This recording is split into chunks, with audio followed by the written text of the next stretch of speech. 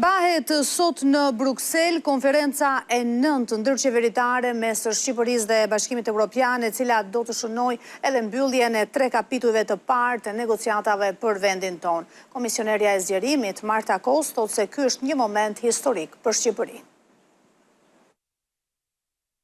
Për Komisionin Evropian, pasditja e kësaj të martë do të jetë shumë e ngarkuar, por dhe një nga më të rëndësishmet për procesin e zgjerimit. Komisionera për zgjerimin Marta Kos e cilëson madje si super e Marta, pasi do të ketë 4 konferenca ndërqeveritare për 4 vende kandidate, përfshirë Shqipërinë që mbyll sot 3 kapitujt e parë të negocimit, por edhe për Malinezi që është shteti pararoj në këtë proces me gjysmën e kapitujve të mbyllur, si dhe Moldavia dhe Ukraina, që janë në hapat e para të negociatave dhe po hapin grup kapitujt e parë.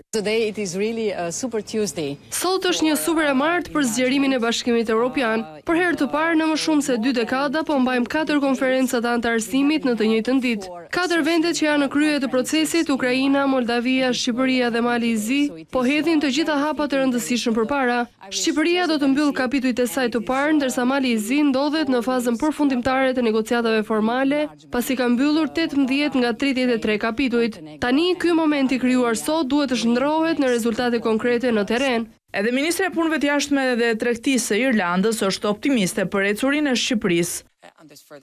Është një ditë e madhe. Jemi ambicioz të shfrytëzojmë këtë moment.